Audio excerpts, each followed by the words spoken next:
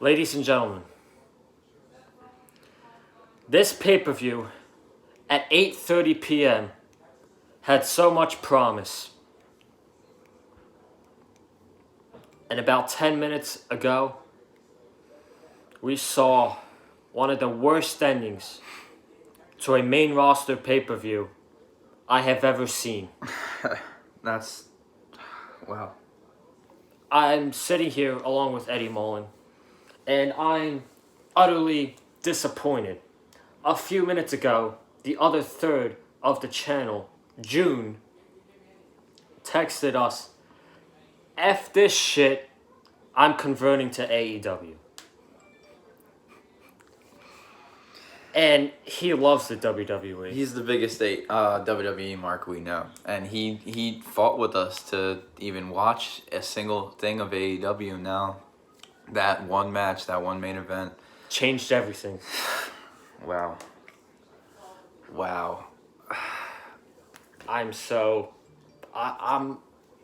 I have no words. I mean, I get that they wanted to keep the belt on Seth. And I guess they wanted to make The Fiend look strong, but boy, did that not happen. Exactly. That was... You can't even say anything We can't even put it into words. Literally, that was the worst main event finish I've seen in ever, honestly. And if I could put it in words, then I would. But, I mean, how do you end a no DQ match in a DQ? Inside Hell in a Cell. For the main event, for the thing that we've been building up for since, spring? What was the first episode we were hanging out at June's house? Yes, we were hanging out at June's house, and we saw the very first episode of Firefly Funhouse. And they've been building up that very episode on April 22nd to tonight at Hell in a Cell. And this was our result. Just Seth throwing on a bunch of different metal things onto the Fiend and just... a toolbox and... Oh, that hurts me so much. That wasn't even a wrestling match. And I wouldn't... It's not sports entertainment, I'll tell you that. It wasn't even... He's right. It wasn't even a wrestling match. Sasha Banks versus Becky Lynch was a wrestling match, which was an actual classic. That was not even a match. That ruined the whole pay-per-view for me. I mean, the first half was amazing. I mean, it was flowing perfectly. Mm-hmm. I thought the only way they could end this was with The Fiend winning. Exactly. I mean, they proved us It was wrong. simple. It was so simple. The Fiend was supposed to leave Hell in a Cell with the Universal Championship. They had to do one thing. That's all it was. Now, we know who we're going to be tuning into on Wednesday nights. I swear to God, man. I'm not watching Baltimore. No. I can't. I can't after that finish. I can't. I mean, SmackDown should be bearable, but because the SmackDown matches were great tonight. Exactly. They were great.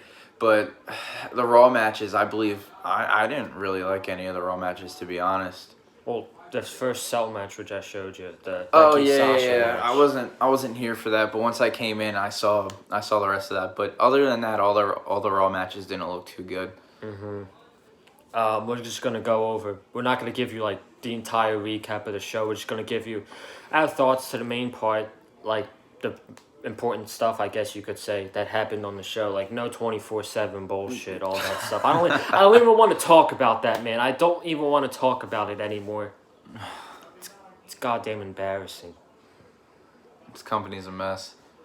All right, what are the key points that happened tonight other than the worst pay-per-view of all time? Well, I wouldn't call it the worst pay-per-view of all time. So arguably. I mean pay-per-view main event. Yes. Okay. Pay-per-view main event, we'll put that into terms right there.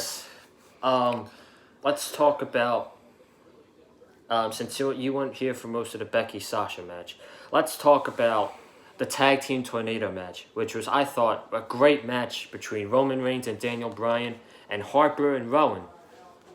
And I believe that turning this match into a Tornado tag match was the right result. It was. The ending result was pretty good. I mean, I couldn't see Roman or DB taking the pin, so I mean it was either gonna be Harper or Rowan.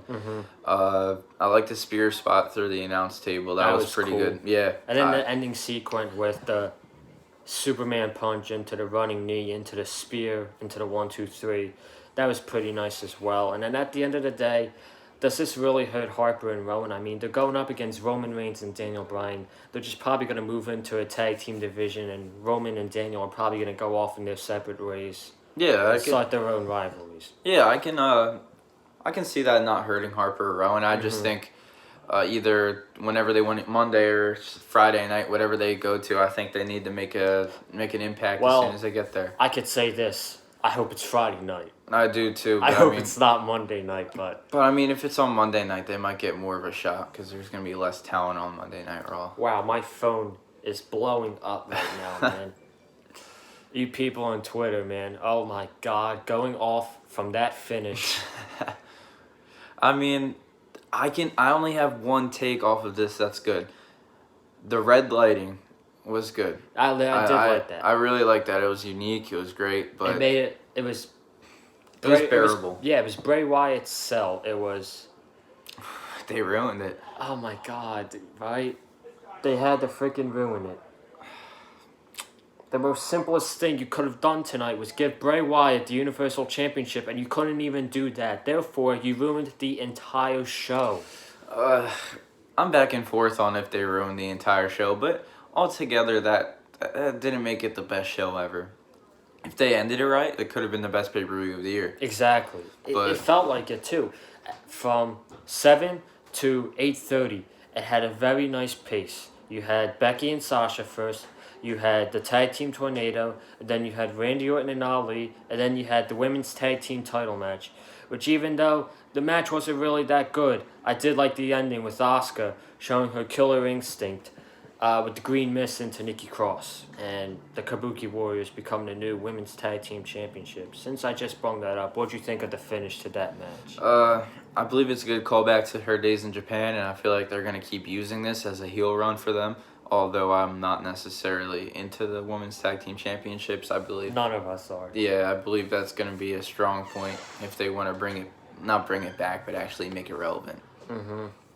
So that's that. And then we had... what'd you think of... I'm not even going to talk about the six-man tag. Randy and Ali? Yeah, let's talk about that. Randy Orton versus Ali. I thought it was good. It was a very difficult position for them to be put in, like, right after two really awesome matches. Yeah. It was very difficult to be put in that third spot. I mean, for me, I'm going to be quick with it. It was my match of the night, personally, because Randy Orton and Mustafa Ali, they're two of my favorite wrestlers on WWE right now. So I think they both performed well. It was a great story. And Randy did show respect to Ali after the match, which I really liked. I liked it a lot, too. It's like sport. It felt like a sports entertainment match. Yeah. And I'm going to tell you guys right now, I feel like that RKO reversal from Ali was a thing of beauty. It was strange to say the least, but I liked it. It was unique. It was very unique. And then Ali was going for his DDT. Randy Orton gave him an RKO, and he did the 1-2-3 for Orton to pick up the victory. I mean, good match. We'll do one more and we'll wrap it up. What was the... I was just thinking about it. Shoot, there was one more match that we needed to cover. Corbin and Gable. Yeah, let's cover that because... So, pretty much... Shorty Gable. We'll avoid that. We'll just talk about the match. So, Corbin before the match, obviously Shorty Gable disrespecting Chad Gable, which you could, after hearing that, you can only not cheer for Chad Gable, but you could see he was gonna win. There was no way they were gonna make him lose after that. All in all, Gable looked pretty strong. Corbin did his thing as the heel. Again, it was he worked the crowd. Yeah, it was a good match. I agree with you right there. There's not much more it could have been.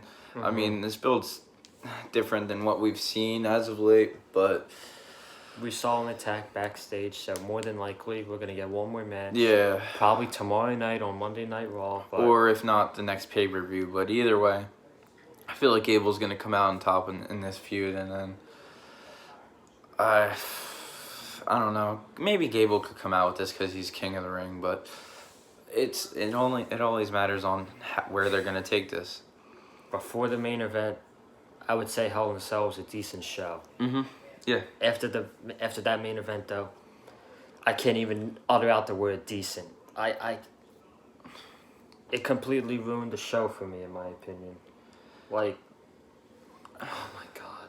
Yeah. You can't even put it into words, man. The pay-per-view was good, to say the least. The main event was disappointing, but we got to wrap this up right now. Mm-hmm. So just want to tell you guys, if you guys didn't hear my announcement, in 10 days, me and this man right here will be going to Philadelphia for All Elite Wrestling Dynamite on Wednesday, October 16th, when Chris Jericho defends the AEW World Championship against either Shawn Spears and Jon Moxley.